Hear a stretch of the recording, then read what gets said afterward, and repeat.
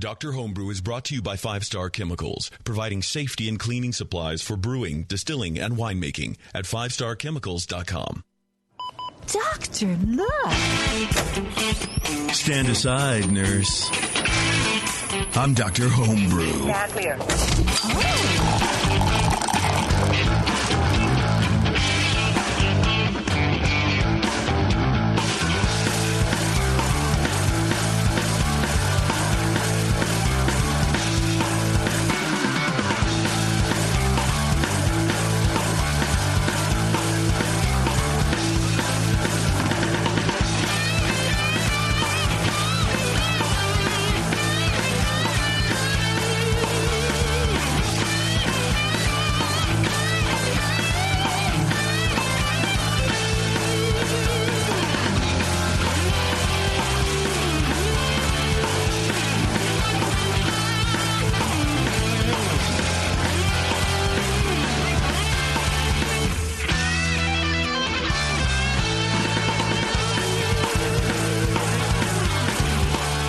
All right, everyone.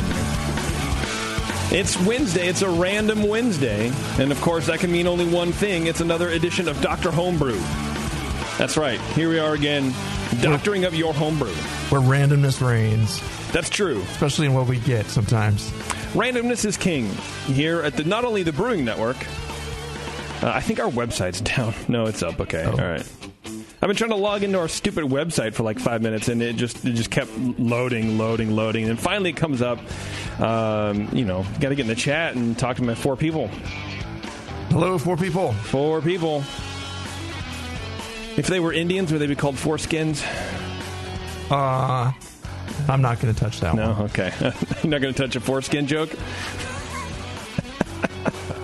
Yeah. Okay. That's too bad. I don't know. Hey, everyone, we got a couple good beers for you tonight. We have a gluten-free. I think this is our first gluten-free beer. Maybe our first intentionally gluten-free beer, anyway. Sure, yeah. Not counting ciders, of course, because as everybody understands, ciders are gluten-free. And if you are gluten-free, if you need to be gluten-free for whatever reason, this slim part of you, slim percentage of the population that needs to be gluten-free, you know that cider is inherently gluten-free. So the fact that it's advertised as gluten-free, to me, is a shameful act. A shameful act of marketing, I tell you. I feel, the people that truly have the celiac disease, that is horrible. Oh, for sure. I mean, most grains just completely out, That's tough. Yeah, it messes you up. But the trendy, fatty side of it, come on, people. Just go eat some bread.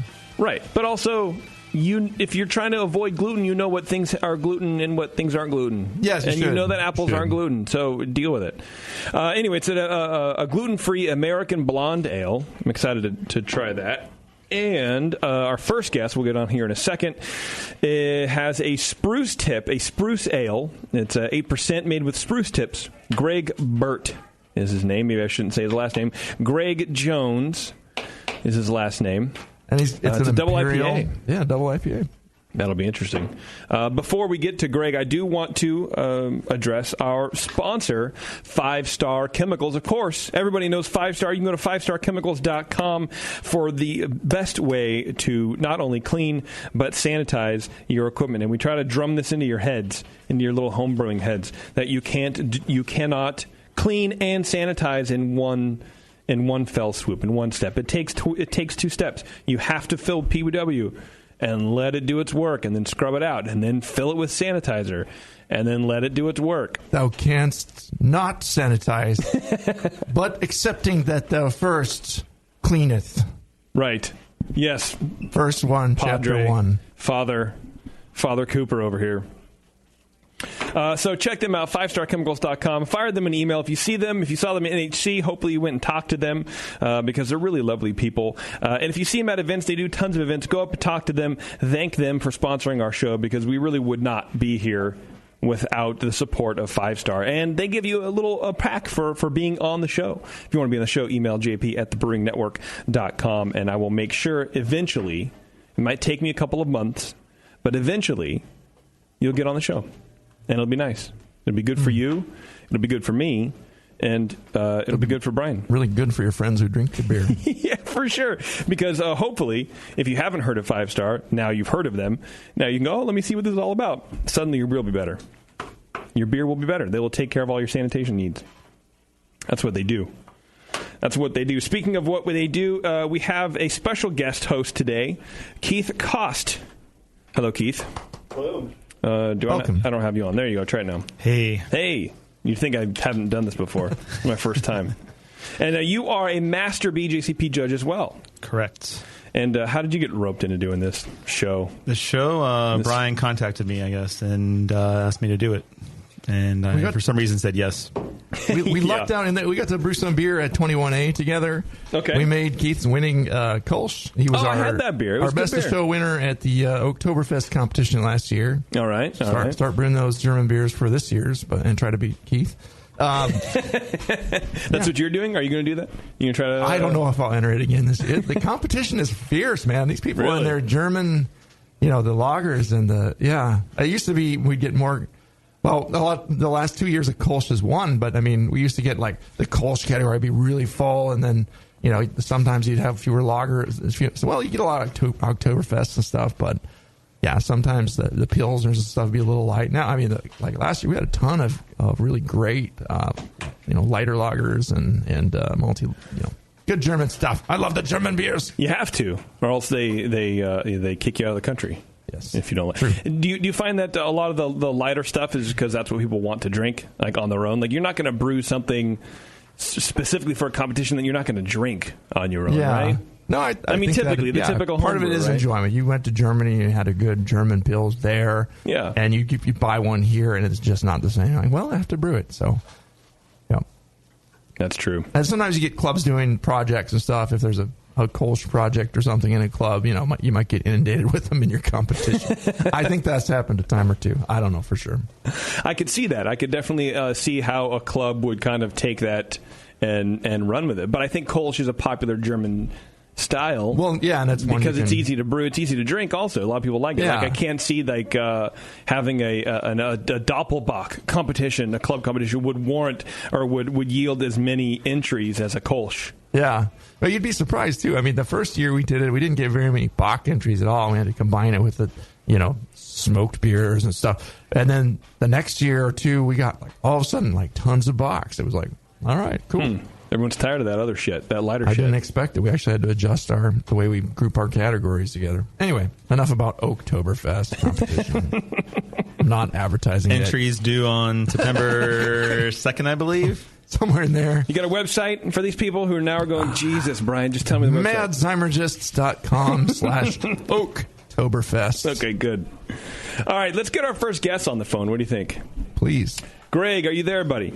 I am here. How are you guys doing? Pretty good. Greg. I messaged Greg on Skype, and I'm like, I'm running a little late. And he goes, I've listened enough to the Brewing Network to know that, on air means a little late. So, and you're right. I appreciate that. That's right. I appreciate that. I expected that, so, I guess. Or just run around, do a bunch of crap, man. I came late. I had an appointment before this, and, just came late, and then judging beer takes time, and, that whole kind of thing, man. But I'm glad you're here. I'm glad you made yourself available. Yeah, no, I'm excited to be on the show and to hear what you have to say about my beer. So, do me a favor. Tell me how long you have been homebrewing. I've been homebrewing about 5.5 years. It all started in Christmas 2010. My sister gave me a Mr. Beer kit as a gift. The famous Mr. Beer kit. Yes. So I worked with that for a little over a year, then switched to extract brewing. Ended up doing that for a little over a year, and then eventually switched over to all grain. Cool. Very excellent. Trying to open this beer. Here, yeah, Brian, do me a favor. The beer kit is always for me. The springboard. You get that crazy, little beer kit. There, I got the cap off. Thank you. Yeah, the Mr. Beer kit's always, it's at More Beer we would sell, obviously the normal stuff. People would come in and be like, oh, do you guys just hate those Mr. Beer kits? We're like, no, we get more business from Mr. Beer kit folks than just walk-ins, you know what I mean, who don't know anything about anything. Like, you do it. Let me pour this. You make the Mr. Beer kit, and then you kind of understand that you can make beer at home. But how was the Mr. Beer stuff, Greg? Was it as terrible as everyone says? Well, I think for me it was, but that was also my course, experience brewing beer, and I wanted to add all sorts of extra things in there. I remember one of the first beers I did, and I threw in like a can of it must have been cherries to try to get some sort of cherry wheat beer, and it was just awful because I didn't know how to brew. I wouldn't say anything bad about the Mr. Beer Kit. Okay. Yeah. That's where I was trying to go. But, you want to take the high road, that's fine. He would say plenty of bad things about himself, I guess. All right. No, that's... Yeah, but you started off wanting to experiment right away, it sounds like, and have some fun with your beer. Well, and that's clear. I mean, you have a double IPA here with spruce tips. Is this something you've done before? Are you a pro double IPA guy, or you just wanted to throw some stuff at the wall? I don't know if I'm a pro double IPA guy, and actually the original idea for this recipe came from my sister. She lives in Duluth, Minnesota, had for a while lived in Juneau, Alaska, and based on her time in Juneau, Alaska, she asked me if I could brew a beer for her with spruce in it, and I had never heard about anything like that before. Tried to find some commercial examples, couldn't really find anything. There was an Alaskan beer, I think it was a winter ale, that used some spruce tips, but at the time I was just really into IPAs as far as brewing them, and decided to try to make a recipe and turn it into an IPA. Okay. Excellent. That's pretty basic. I think that's where a lot of people come from. You get something in your mind and you just try it for the first time. That's cool. I like it. All right, Brian. Show us how it's done, man. Tell Greg about his beer. All right. Well, we cracked this beer open, and the fragrance of fresh spruce tips exploded into our studio here. I would say, boom. It's just an explosion of evergreen right up front. I'm getting a ton of tree phenolics here, and it's a pleasant fragrance. It's like, wow, you're walking through a forest here all of a sudden, and but it kind of does tend to bury most of the other aromatics that are in there, at least to some degree. Some of them are poking through a little bit. I'm getting some. Maybe I'm imagining it, but I'm getting some like piney seeming, some light citrusy or dank hops kind of emerging in there a bit. The spruce does kind of subside a little bit in the aroma as it goes along, but it's really big, just a big phenolic there. The malt seems medium low, kind of caramelly in there. I didn't get any bad aromas, no DMS, diacetyl, anything like that. So it seemed pretty cleanly brewed, which was inviting, and it scared me at the same time. I was a little intimidated that it had that much spruce in the aroma, and I was a little afraid, what's it going to be like when I get into the flavor? So I'll get to that. But appearance-wise, it's an orangey amber color, kind of a light amber, orangey tinge with a pretty solid haze, kind of a medium high haze in there. You can't really see through it, but you can see that, it's not completely opaque. There was kind of a whitish head that spread out from the middle, and it stuck around for a little bit, but then it kind of collapsed to a little collar of kind of moosey fine bubbles around the edge of the glass. So appearance-wise, I gave it a 2 out of 3 there. You can have some haze in IPA, but that's a little bit much, and the head faded pretty fast. So flavor-wise, so I have to say, like I said, I was a little bit intimidated, but the spruce is still heavy in the flavor, but it was not quite as intense as I had feared. It was kind of pleasant. Really? And in a way, it's... Based on the aroma. There's an interesting kind of candy-like sweetness to the beer that plays off of that nicely, but not like you would expect from an Imperial IPA. Again, it seems cleanly fermented. The malt emerges as kind of a warm, light caramel. The hop bitterness is medium low. It's kind of difficult to detect. Why is that? There's a lot of phenolic, and phenolics kind of bite your tongue in the same way that bitterness will, to me. Phenolics from the yeast or from the spruce? The tree. Yeah. Okay, all right. The tree parts. Okay. So it's definitely a phenolic element, and so there's definitely some alcohol here. It's the balance overall. It's between malty and hoppy. I would say it's kind of even, but it's really mostly balanced to that spruce character. The hop flavors are kind of disguised and seem a little bit muddled. It's kind of a faintly dank little hop thing in there behind everything else that's going on, which is mostly spruce. Body-wise, it has a medium body, and it lacks that kind of light, drinkable body that you would like in a typical Imperial IPA. Just that makes it... This is a definite sipper, not something you could really quaff. It's enjoyable, don't get me wrong, but it's not like an Imperial IPA. You can drink a lot of it, even though it's 8%. Because of that, the sugars that they use to get that body down. Because it's dry. You're saying dry. This isn't dry enough. This is not dry enough. Okay, it's a little too a fair amount too sweet. Okay. Got a little bit of astringency, or the suggestion of it at least, a little bitingness. Probably also partially from the phenols in there too. Carbonation seemed just kind of medium in there.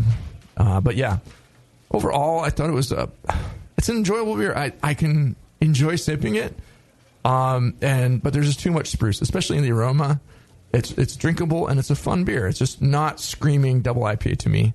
I would strongly suggest drying out the body and getting rid of that sweetness. Get it to attenuate a little more by adding, if you didn't already, some sugars and maybe a more substantial amount if it's not drying out or if it's still leaving that impression of sweetness, in the beer.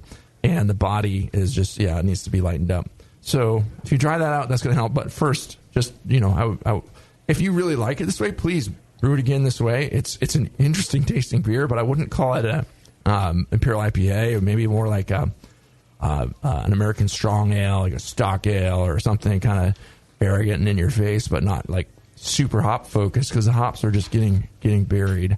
If you really want it to be more IPA, again, dry it out, add a lot more late dry hop, and get the spruce out of the way a little bit more. But I'm really interested to talk about how the spruce was added to the beer and how much it took and how, maybe how fresh it was from the trees. It's super obvious, and it's just the defining character of this beer and gets in the way of a lot of the nice things that are there. It's cleanly brewed, but I had to give it a 29 just because the balance wasn't right and it wasn't to style. But thanks for sharing it, Greg. Really interesting beer. Yeah, thank you. And I think part of this is I didn't really know what exact category to put it into. Mm-hmm. Yeah, we talked a little based bit on the alcohol content and I mean the calculated IBUs. I kind of picked double IPA because that's something I'm familiar with. Uh-huh. And I really have no idea aside from flavor how the spruce affects it. And you kept bringing up the phenolics or the tree phenolics. And I think there might be some sweetness from the spruce tips. Maybe, yeah. It's got kind of, it's got that kind of medicinally thing that you get from a phenolic, like a chlorophenolic, like, a throat spray kind of a flavor. Yeah, I got a lot of menthol. That was probably the main thing. And I was on the same page with you in general in terms of scores and just everything overall. I thought it was a little bit sweet. And I think really the challenge there is trying to find the right style for something like this. I think, if you're entering this in a competition, you are going to have a hard time with the level of spruce no matter what you do.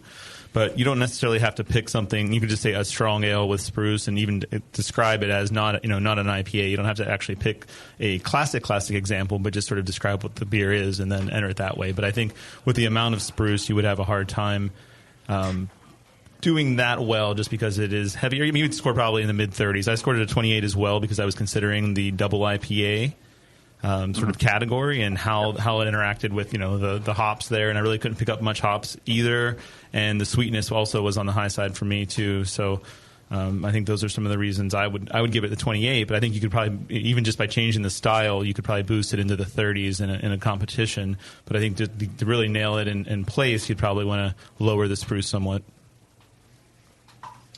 Yeah, no, I understand what you're saying completely. And in trying to find some sort of recipes online that would give me a basis to start with, the two that I could find One said something like 2 ounces of spruce, and the person described it as tasting great. And somebody else did something where they did like 15 ounces of spruce, and they didn't use any hops at all, and they said it tasted great. Yeah. Well, I mean, one key piece of advice: just never read anything on the internet ever, and don't listen to any podcasts or any advice over the interwebs. It's bad. It's all bad. I try to kind of make up my own ideas from what I read on the internet. Yeah, no, I get it.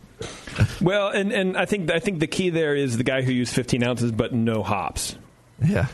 Kind of made it Instead a of gruit thing, right? And so I think that balanced that. Anyway, Keith, you want to run through your sheet?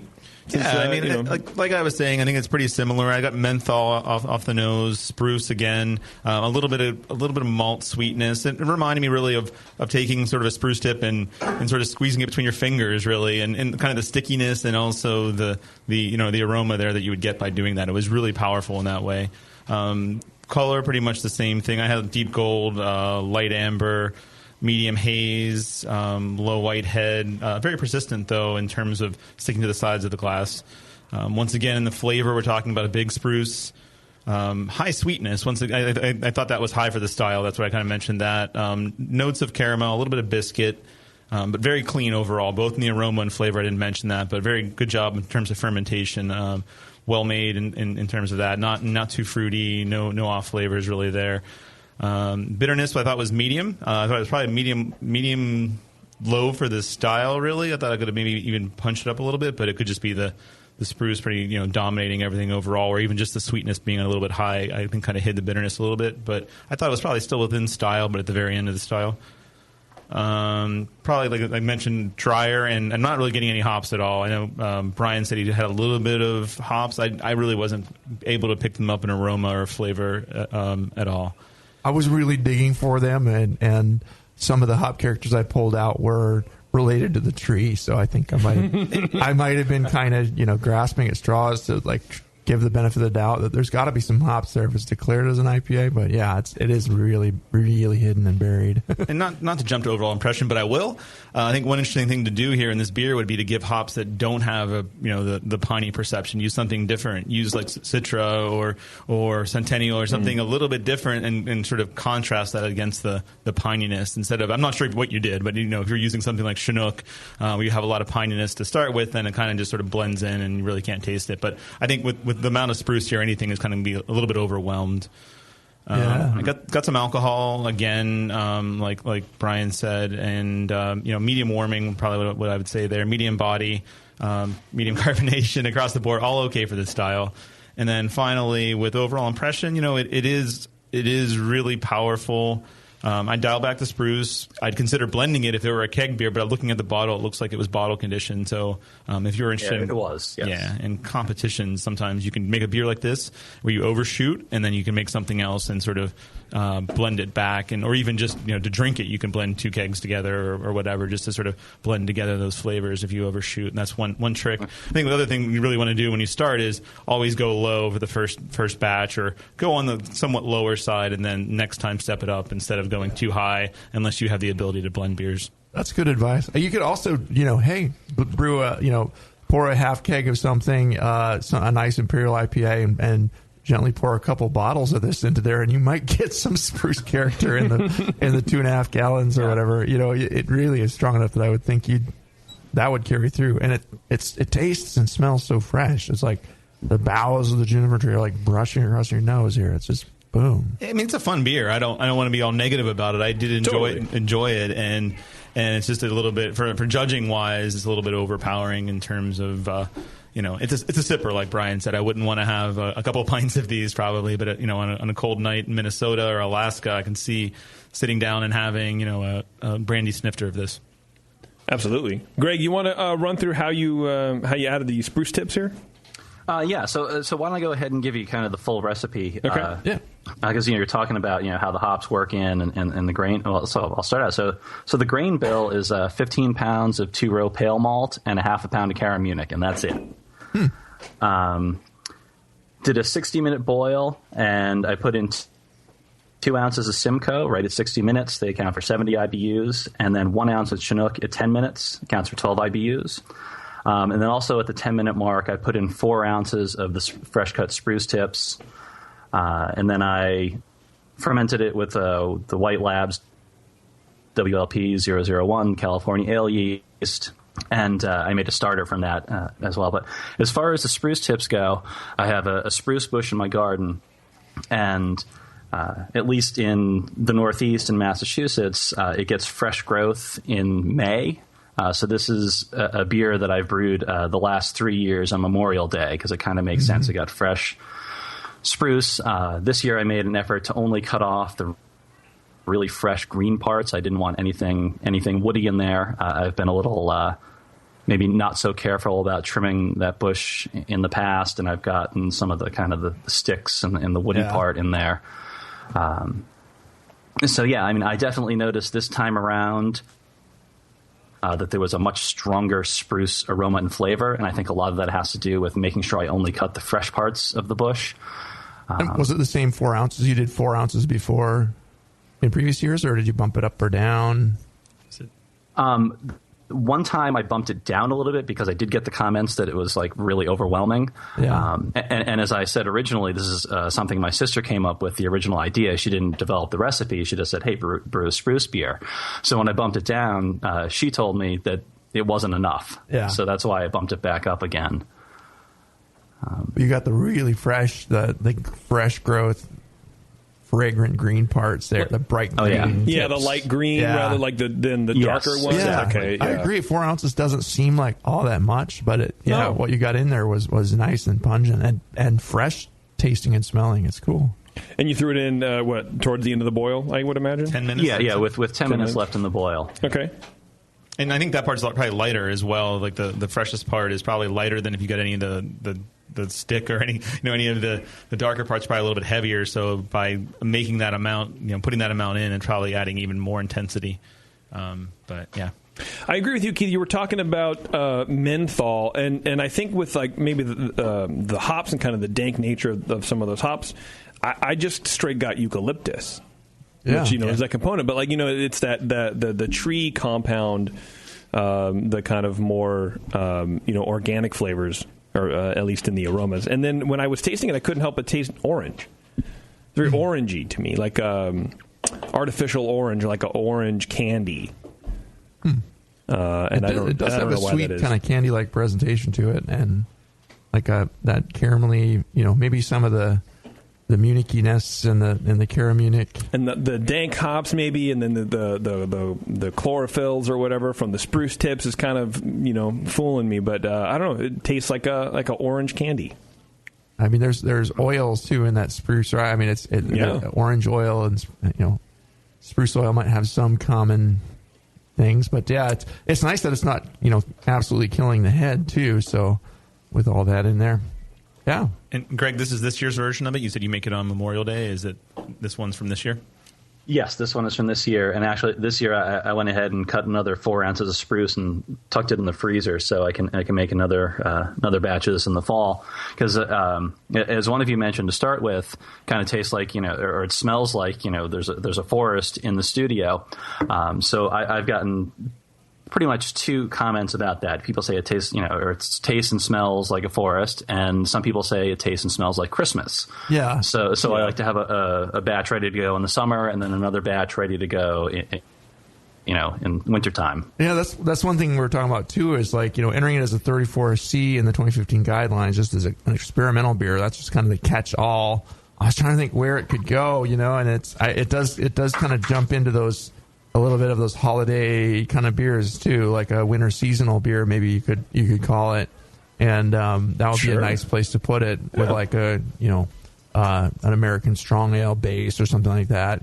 Just kind of dial back the expectations of the hops, and that will improve it right there into at least the 30s. If so move away from the double IPA as the base style. I don't, I think that if you really did a double IPA with this much spruce, it would just be fighting, and it would be maybe even worse than, not worse, but it would be less balanced, more complex, better, less balanced, instead of just, the malt, I think, balances the spruce element nicely, and the sweetness works nicely with the spruce as well. So I wouldn't give away those things necessarily to dry it out. If you were declaring it as an Imperial IPA, you would have to, but yeah.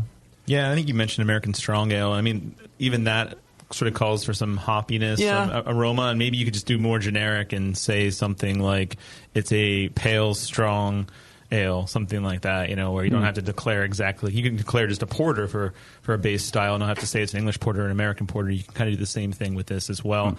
And I wonder as well, is spruce considered a spice herb or vegetable? I don't know, but I would give it a spice. I thought about that too because it's like I kind of went through and it's like I've made a cucumber ale and I know that definitely falls in the spice herb and vegetable category, and I couldn't qualify spruce as either a spice herb or vegetable in my own mind, so I kind of it's totally strayed away from that. Totally, you'd be fine. You'd be all right.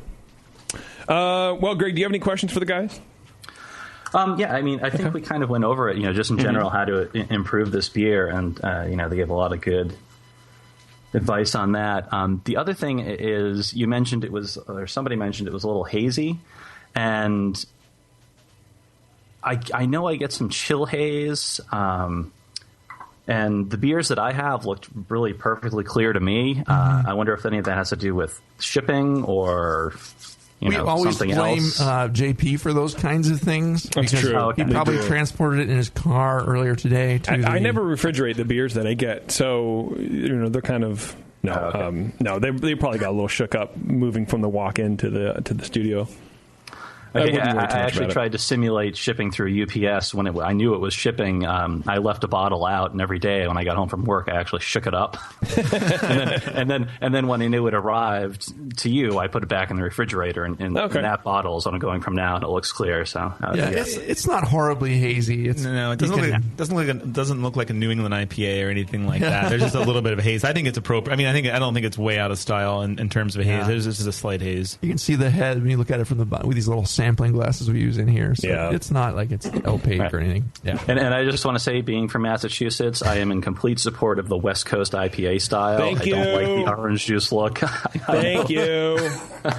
Maybe somebody will pour me just a perfect one someday. But it's like, okay, we're used to the West Coast stuff out here, so don't give us that orange juice until it's IPA. Right? Get out of here. All right, Greg. Well, if that's all the questions or comments or whatever, we'll let you go. I think that's it. Thank you, everybody. Cool. Thanks, man. I appreciate it. All right, thanks. Good night. It's good beer. Yeah, that was fun. That was cool. For sure. Definitely it was a good time. Stuff. Hey, before we head on to our first break, I do want to tell you guys about the iDip, which is my favorite new innovation in homebrewing. It's the the Smart Brew water testing kit, the iDip. It incorporates a revolutionary photometer system, which is the first and only one on the market with its own app. The multilingual app, it's the brain, essentially. It's the hub of the whole unit, and allows you to focus on the taste of your beer by dialing in your water profile. You can use it as a home brewer or a commercial brewery. You can even, obviously take it with you as you scale up. A lot of us want to go pro. This is a tool that makes that transition pretty easily. It's the only only meter on the market that runs water tests with no math needed on your part, which is why I love it so much, because I'm pretty dumb. Especially, I hate math. I hated math. It took me 2 times to pass algebra, dude. I can't wrap my head around like higher math, like addition and subtraction. Maybe I think I grasped that a little bit, but anything else, division, forget about it. It's the first handheld water tester that has a smartphone app, which is pretty cool. Pretty innovative. You can email the results of your test to your brewers or post it to your Facebook page and let your homebrew club get the lowdown on your base water profile. You can test over 40 different water quality tests. 4 come preloaded and more are available. You can test for things like total alkalinity, chloride, calcium, hardness, pH, sulfate, and more, only using 4 milliliters of water for each test. Its patented, safe, simple reagent testing method means anyone can be a water chemistry pro. The Brewing Network has a special, of course, because we are very special.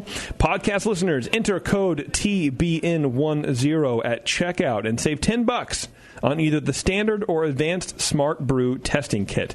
You can go to smartbrewkit.com and enter code TBN10 at checkout. Yeah, I like the iDip. It's a pretty fun tool. I enjoyed using it, and it's easy to. You still have it, right? Easy to work with. Yeah. Okay, good. and making a lot of friends too. You know, like going, oh, hey, Brian, I want to test my water this weekend. Oh, yeah, sure, yeah. Sure, bro. Come on over. Right. Yeah, right. Just give me a few bottles of beer. All right, we're going to take a break, and then when we come back, we're going to be drinking another beer. But it's going to be a gluten-free beer. Our first, as Brian put it, intentional gluten-free beer. Which I don't know how you can unintentionally make a gluten-free beer, but I'm sure someone's Stone did. I'm not sure. Oh, really? Unintentionally? All right, it's Dr. Homebrew, everyone. Stay tuned. We'll be right back. Hello, fellow BNers. This is Sully from the 21st Amendment Brewery located in San Francisco, just 2 blocks from Giants Park. Before Nico and I opened the 21A and before I was a professional brewer, I homebrewed on my small 4-burner apartment stove in a back house in Santa Monica, California, making my extract brews before graduating to the daunting idea of all-grain brewing. Homebrew books and information was hard to come by back then. The internet hadn't been invented yet, along with other things we take for granted today, like electricity and potable water.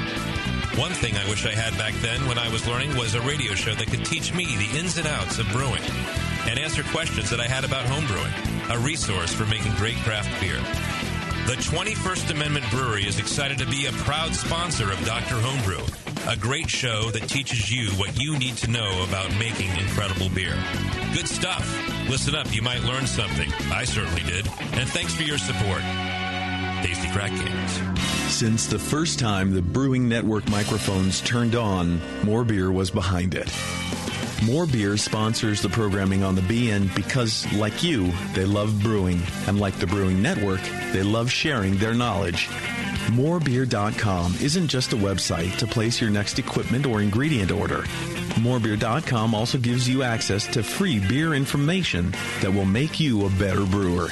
Go to morebeer.com and click into the Learning Center. You'll find podcasts, technical facts, video tutorials, and more, including access to The Buzz, More Beer's social network of more than 5,000 members. And some of them might even be crazier about beer than you are. Get over to morebeer.com today and take advantage of The Buzz, the forum, the Learning Center, and make sure you're signed up to receive the newest More Beer catalog.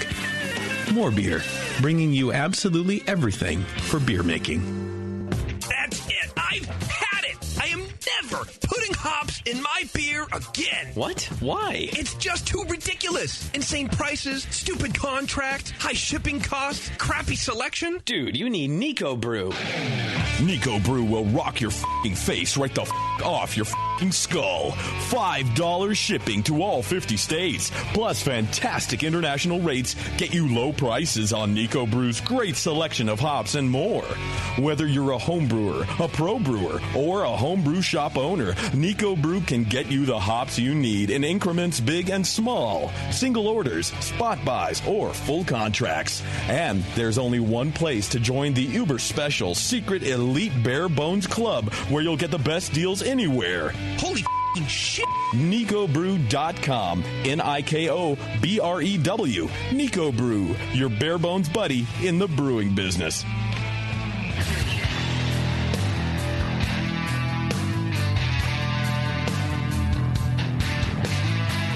Now, back to the examination.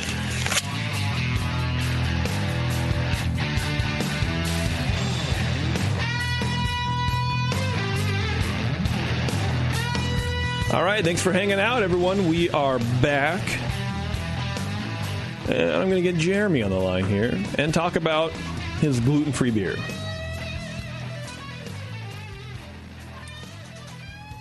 Which I'm kind of excited to try. I don't know if I've necessarily had a gluten-free beer before. No? Yeah, I have not. And I like you haven't had the, the Omission or the Stone Delicious? No, because I don't know. Yeah. I don't know why. Honestly, I don't know why. It's hard to be honest with you, it's hard for me to think of them as beer. Yeah. I mean, I've made some before with like sorghum extract. Several years ago when I was at More Beer, I was working on their line of gluten-free beer kits and running through labs and stuff like that, and trying to determine if you use White Labs pitchable yeasts and sorghum, how much gluten is transferred from the, that kind of boring crap. And they were all kind of watery, and I was kind of working on their recipe kits before I left, and I don't know what happened to it, but I think we could never really get it that tasting that good. So we know this one is an alternative fermentable beer. It's declared as a Category 31A in the 2015 guidelines. But you can also get there from using the White Labs Clarity Firm product, which supposedly, in testing and it breaks down the a lot of things as it clarifies the beer. Yeah, it's an enzyme, but it also breaks down those glutens. And to a level where that you can call it gluten reduced or gluten reduced. Yeah, I don't know. I don't think they legally call it gluten free, but yeah. No, I don't think you can either. But to be technically gluten free, I think it's under 20 ppm or whatever it is. I don't know. Right. Anyway, we got the man here, Jeremy. Are you here, buddy? Yeah, can you hear me? Yep, perfectly. Hey. All right, great. Thanks for joining us. You're welcome. Thanks for having me. Yeah, so tell me about gluten-free beer, dude. What's up? So, yeah, I was diagnosed as a mild celiac in 2004, and I started brewing in 2013. So I had to start doing the Clarity Firm thing, and that helped. But then I figured, hey, why not go all the way and see if I could do some reasonably good tasting gluten-free beers. So this is a great question because, well, for a few reasons, but did you have to reduce can you still drink beer, quote unquote normal beer? Yeah, so every once in a while I can have a couple, and I'm going to feel it for the next couple of days. Oh, okay. Man, okay. It really does, yeah, for the folks that really have it. But you, okay, so you still can drink beer. Have you reduced your quality, your bar for quality with gluten-free beer? Not quality, flavor. You know what I'm meaning. You know what I mean? Yeah, not at all. So Clarity Firm works really, really well. For anybody who's not, there's a guy, I don't know if he was University of Wisconsin or something, that did some published studies a few years back on the efficacy of Clarity Firm, and he actually published one where he did wheat beer with Clarity Firm, and it actually took it below the FDA minimum. Wow. Yeah, that's cool. That's pretty awesome.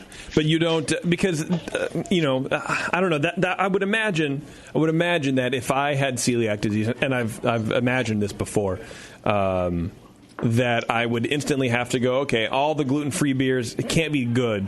So I'm going to have to reduce my level of what I deem acceptable flavor-wise. Yeah, and I don't like that idea at all as a craft beer connoisseur, homebrewer. So you're smarter than I am, so you probably value yourself much more than I do. JP would just start drinking ciders, I'm sure. Probably. Well, those are they're naturally. I don't know.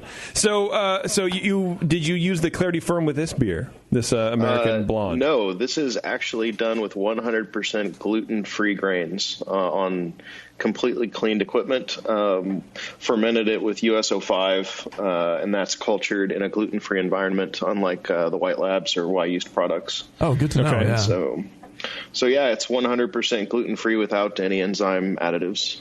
So you have to be careful about what yeast you use and everything. Yeah. Yep. That's pretty intense. Well, you do. I don't know. It depends on the level of sensitivity, but even the vials of White Labs are like 17 ppm in just the vial, and then that dispersed throughout a whole batch, it's going to be so much lower than that. So it depends on your level. But is this the first time you've done this before with this gluten-free grain? This is my third gluten-free batch, and still learning. There's a lot different. What are you finding when it comes to mashing the grains? What are you finding different in that regard? So gluten-free grains, particularly millet and buckwheat, which are the primary ones, are their enzymatic activity. The gelatinization temp for the starches is actually higher than the alpha and beta amylase temps. So you have to denature the enzymes in order to get access to the starches to begin with. Wow. Yeah. So what you end up having to do is add an alpha and a beta amylase or a dietase in the mash, and you have to mash for about 2 or 3 times as long as you normally would in order to get adequate conversion. But it works. So, where do they source those amylases from, or how do they generate those? Yeah, BSG, you can go to the local homebrew shop, and generally they'll have some sort of amylase blend on the shelf. I actually went to a EG or ES Krause. E.G. Krause. E.G. Krause, yeah. And they have a dietase enzyme that I've used in conjunction. So, and then White Labs actually has one. It's WLN 4100, I think, is the enzyme. And those are all gluten-free, too? Yes. Yeah, cool. Awesome. All right, Brian, go for it. Let's start working on the gluten-free beer. The blonde. So it was an American blonde ale. We judged it as an 18A. It was put in as 31A, but we just looked at we judged it as basically as a 31A, alternative fermentables beer, but with the American blonde ale based style. So yeah, it's pleasantly nice fruitiness up front in the beer.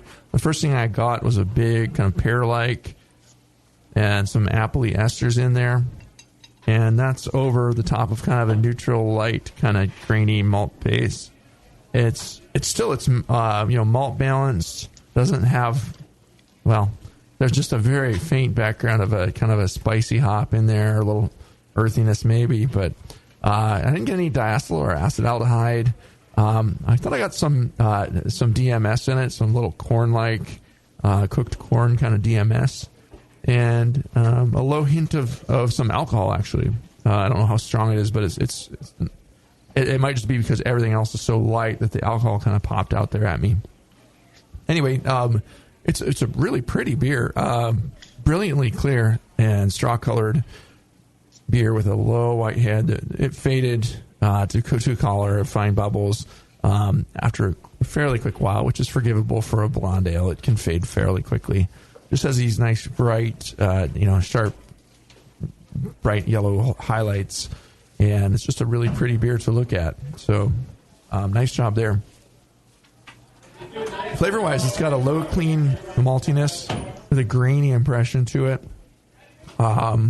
instead of the kind of breadiness that you get from the normal barley malts. Kind of has a pretty firm bitterness actually in the beer. I thought that was a bit too much. And to me, that detracted a bit from the overall balance. What was too much for you? The bitterness of the beer. Okay. Because it's so light, it probably doesn't take much bitterness to pop out to that level. But it also finishes very dry, and that further enhances that bitter aftertaste, I think. It has a low hop flavor. Again, just a little spiciness in there. Cleanly fermented, but it's missing some of that. What I would like in a usual regular malt blonde ale would be that warm malt flavor in there, alongside a little lighter bitterness and maybe a little more hop flavor. But I'm getting into feedback here. I'll keep going. But yeah, I didn't get any really bad things in here other than a little bit of corn-like, which could be forgivable. It's just kind of poking out because it's such a light beer maybe. But it's definitely balanced to the malt. Mouthfeel-wise, very light-bodied. I would say too light for the style, but it makes it easy drinking, and it's with the dryness, it's very crisp on the palate.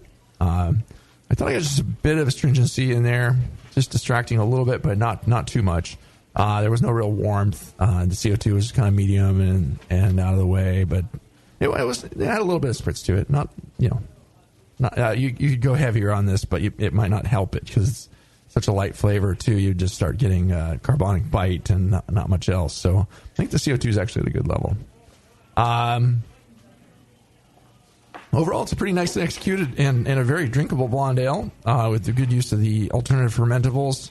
It wasn't declared on the bottle which ones they were, so I just had to assume that there was no barley in here. So it's nice to know the confirmation there and get some of the background from you. It'll be interesting to talk about the recipe, how much millet, how much buckwheat, etc.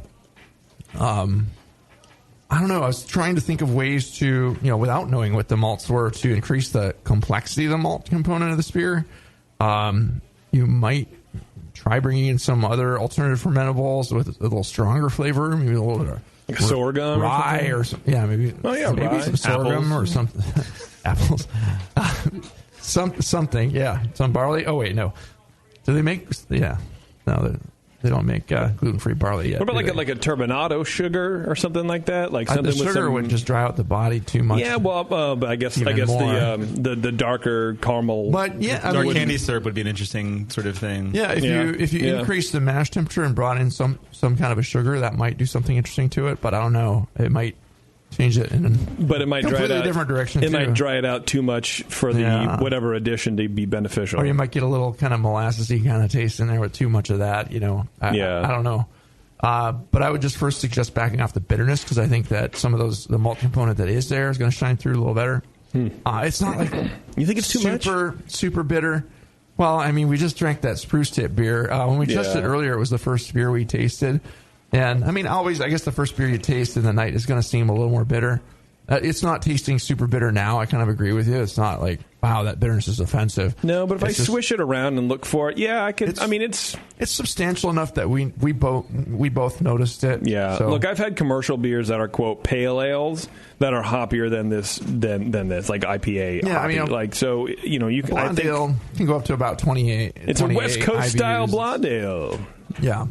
There's a fairly firm bitterness there, but overall it's a really nice beer, nicely brewed. Yeah. I just wanted a little more. I wanted a little more maltiness somehow, and I'm trying to think of ways to get there. But I think with some continued experimentation, Dextrin? Jeremy seems like a very smart fellow, and I'm sure he can get us there. What about adding dextrin? Dextrins will increase the impression of the body, and some dextrin malt. But that's if you have do you have a dextrin gluten-free malt? Is there such a thing? No, just powdered dextrin, maltodextrin. It's corn. Maltodextrin. Yeah. So anything when this says maltodextrin comes from what's malt. The other one on packages they use as flavorings a lot. I guess it's maltodextrin, but that's all corn derived generally. Yeah. So you're all right. That could be a trick there. Yeah. I gave the beer 34 points. I thought it was a very drinkable and smooth beer. It just, needs something. Yeah. About lactose? Maybe. Yeah. So the interesting tidbit: a lot of celiac people, when they have flare-ups, they become lactose intolerant as well. And so, there we go. Yeah. So much for that idea. I made the mistake of having my second gluten-free batch be a milk stout, and I learned real quick what that did to me. So oh man, that's a bummer. All right, Keith, go for it, dude. Okay, so we were pretty much in the same ballpark here, but we, I think I got a lot of esters on the nose. For me, it came across as red apple. I got a little bit of rose as well. And the red apple was almost going to the point where it was a little bit of anise, too.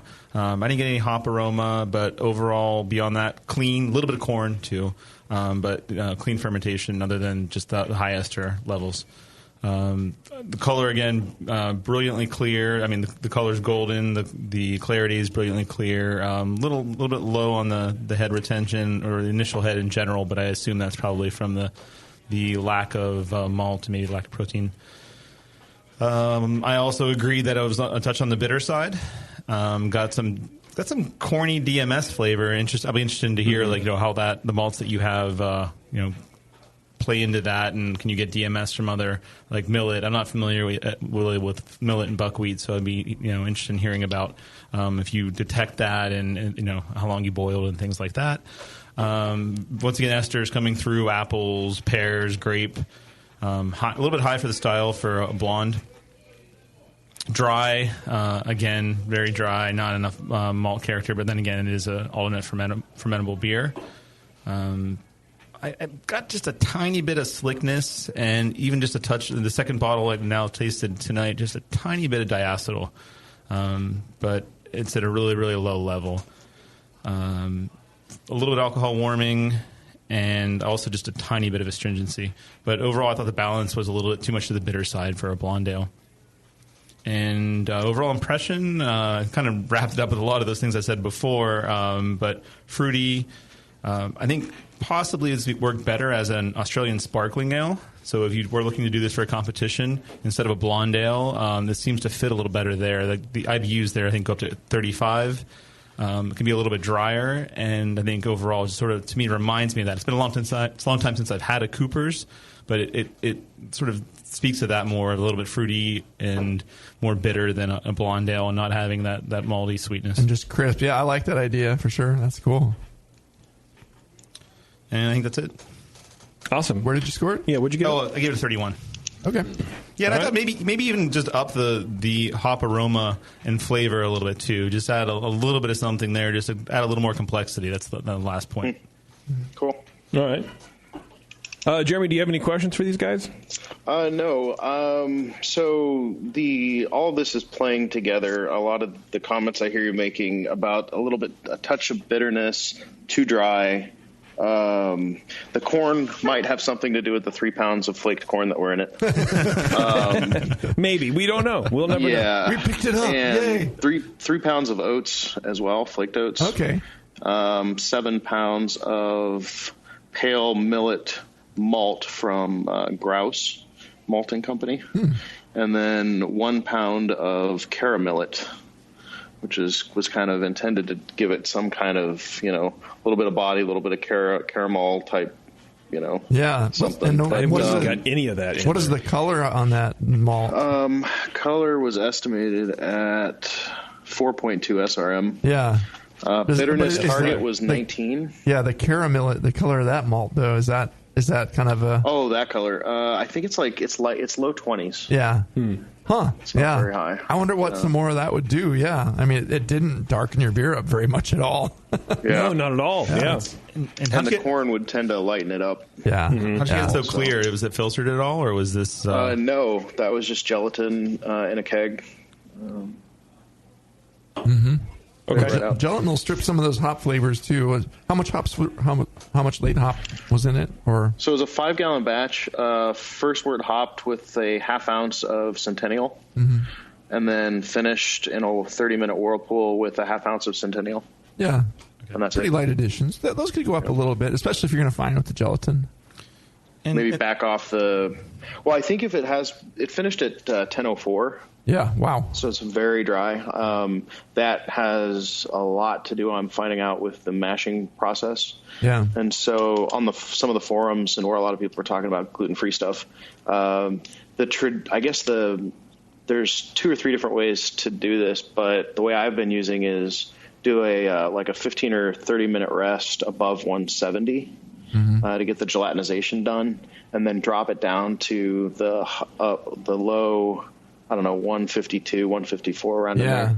And so what people have been doing is, I guess, adding an alpha amylase at high 150s as it comes down there. Yeah. And so it's more about how long you mash than how much amylase you use. So a longer beginning mash. So for instance, I think the first part of the mash here was almost 2 hours.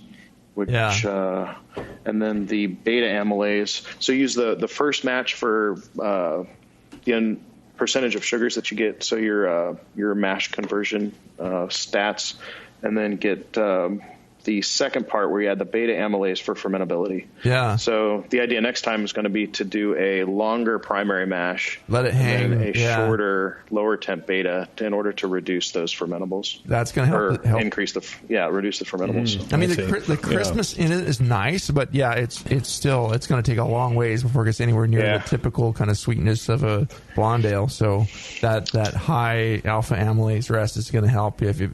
Boy, that's got to be a painful mash regime, though. We got to go up to 170, down to 160. Pretty sweet system that controls it. But that's the challenge, man, with the gluten-free grains, because everything I knew or thought I knew just goes out the window when it comes to malts and mashing and combinations and flavors and all that. So, gosh, well, you're doing it. Well, yeah, got to get it dialed in.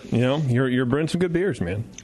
I liked it. It's been educational, too. I mean, just hearing you talk about it, I don't know enough about this, and just hearing about this makes me want to possibly brew something like this just for fun. I think you also mentioned the alcohol part. It was 4.8%. Yeah, it's pretty. OG was 1041. Pretty mellow. I might have been imagining that. No, a lot of this stuff will come out, right? When you get a drier beer, a lighter beer, all of those flavors just start to come to the surface. A hint of diacetyl, a little bit of slickness, a little bit of this, a little bit of that. And, so a little bit more body, I think, will help it, and a little more experimentation with the malt bill. Yeah, I'm surprised they get more from the oats, like the creaminess but I mean, the dryness might be pulling away from that a little bit. I also wondered, too, about minerals in the water. You probably have to be pretty careful about the water here, too. Yeah, I've gone to using, with my new system, I used to brew 3 gallons on the stovetop, and a year and a half ago now, switched over to 5-gallon batches. And so I went to doing completely RO water and then building it up. And that has made it a lot more consistent. Yeah. You have to put a lot of calcium in there to get it to convert and work properly? Yeah, let me look. Looks like the calcium target was about 94 parts per million on this. Okay. With sulfates at 110 and chlorides at about 85. Mm-hmm. I'm getting a little kind of sulfate character, and that pokes through. That didn't help the bitterness. Yeah, for sure. Yeah. So, I mean, the bitterness might not really be that high. Yeah, I don't know what you said the IBUs were, but it's like 19. Yeah, it's not like wow, it's just bitingly bitter, but it just has the impression of mineralness, and it hangs on bitterness with the dryness, and in the finish, it just kind of sticks. And a lot of these, it's really fine points. This is it's a great tasting beer. I mean, for but beer judging is about fine points. If someone just handed me that and didn't say, "Oh, this is an alternative fermentable beer," I'd just be like, "Oh, that's a very drinkable blonde ale. It's very enjoyable." Yeah, that's probably the most interesting thing to me was that I couldn't really tell what other fermentables were in it, and it tasted like malt for the most part. It was a little bit dry, but it could have been a different beer style and been appropriate. Interesting to do a beer like this as a Belgian Golden Strong and see how that would turn out. Totally. I actually did the first one that I did was a Belgian pale, and submitted it to a few competitions, and it was 38-40. Oh, nice! And it was done with the Abbey, whatever the Safale Abbey yeast is.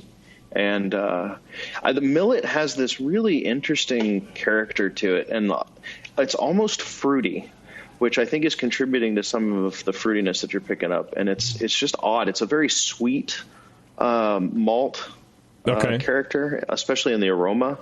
When I think of millet too, I think of like birdseed, and it's like, it's not. It doesn't taste like birdseed. I've eaten a lot of that in my life, but yeah, no.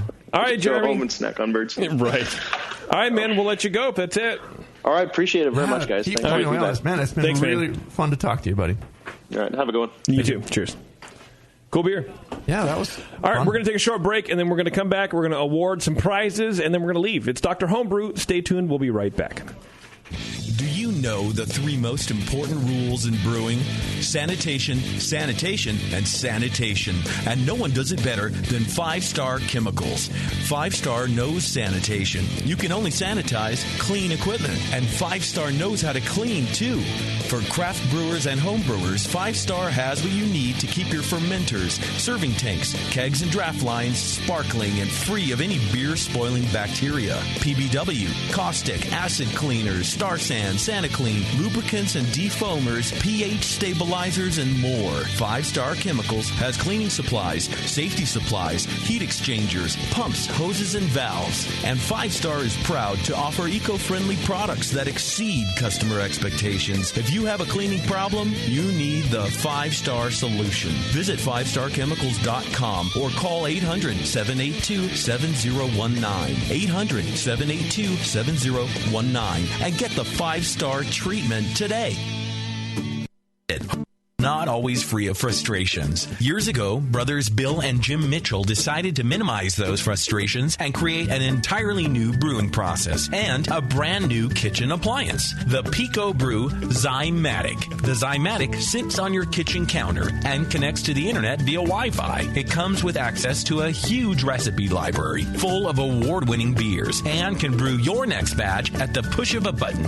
Improve repeatability and refine your recipes with the Pico Brew Zymatic. With minimal cleaning and hassle, the Zymatic enables anyone to brew craft beer in the comfort of their own kitchen. Just add your ingredients and the process of homebrewing becomes simplified and automatic, allowing you to focus on what really matters while you brew. At Pico Brew, they believe everyone should be able to enjoy the art of homebrewing and make their own damn good craft beer. See the Zymatic in action today at picobrew.com. I'm sorry to tell you this, but we're going to have to pour you out. Back to Dr. Homebrew.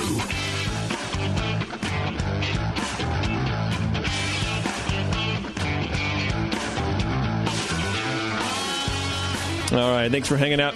before we start awarding some stuff, which, by the way, we got a lot of stuff to award. Not necessarily this show, but the next show. Watch out. And from moving forward, we're getting a lot more prizes, which is cool. I like giving the stuff away. I like making people happy. So, contrary to popular belief. So, anyways, I want to tell you guys about the beer bug real fast. If you ever wanted to figure out what is going on with your ferment while you're at work, or you don't want to walk into the garage and take a hydrometer reading or whatever, check out Beer Bug. Go to thebeerbug.com. You can wirelessly monitor your beer from home, work, or wherever you are on the road, man. It has an app. You can collect specific gravity and temperature in real time, so you can really closely monitor exactly what's going on. Of course, they have a website, or you can do it on Apple or Android. You can compare your brewing data with other brewers from around the world. It's really cool. It's Wi-Fi, and it's a little thing that kind of drops in the center of your. It's suspended right in the center of your carboy, and the unit sticks on top, and it just blinks up to your Wi-Fi network, and it's rad. I've used it before. Brian's using it right now. I think it's pretty cool, man. Yeah, check out my Imperial Stout, my Port Imperial Stout on there. Oh, really? What's your name? Well, it's the Brewing Network. So, it's the Brewing Network? Yeah. Okay, you can change it if you want. Okay. Yeah. Maybe not. But, it gives you cool graphs and all that kind of stuff. It's pretty cool. I like it. And anyway, they were on the Dr. Homebrew before, and, they're back, man. They're back to spread the love. So check them out, thebeerbug.com. Taylor and the guys are working hard to make sure that you guys don't ever have to work hard to collect information from your beer ever again, man. It should be telling you know what I mean? Okay, so we have a Grog Tag gift certificate to give away. We do. For $40.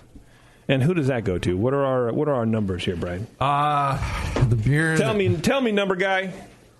What you got? Greg's beer is going to be looking better, man. Greg's beer. Greg is the $40 gift certificate winner to grogtag.com. Of course, that is the at least your beer will look good, Greg. $40 gift certificate. Let me make a note of that, because I fucked up and I forgot some guys. Think Greg Grog Tag. There you go. Oh, shit, we had feedback to do. Maybe we'll do it in the second show. Yeah, I'll do it on the second show. I had a feedback from someone called Brent. I'll do it later. Anyway, interesting. Okay. Did I do everything? Did I do all my things? Better check the list, man. I think I did. I think that's it. Yeah. The Grog Tag is the prize this time, but watch out next time. Watch out next time. You guys have your hands full, man. Thanks again to 5-Star. Again, you go to 5starchemicals.com. Check them out. Learn about PW and Star Sand and all the other stuff that they do. Thanks to Keith for jumping in and helping us out, man. Appreciate it, man. Yeah, thanks, guys. Thank you very much. And then, of course, thank you to Greg and Jeremy for sending in some delicious beers. My name is JP. This is the Brewing Network, and if you'd like more weird radio like this, check out our other shows. Of course, we have The Session and Brewing with Style. If you want to hear my voice over and over again, just loop this show, The Session, and Brewing with Style, the more recent episodes, and then you'll never get tired. Or you'll never go a day without hearing me stutter and stumble over words. It's been Dr. Homebrew, everyone. Thanks a lot for joining us. We'll see you next time.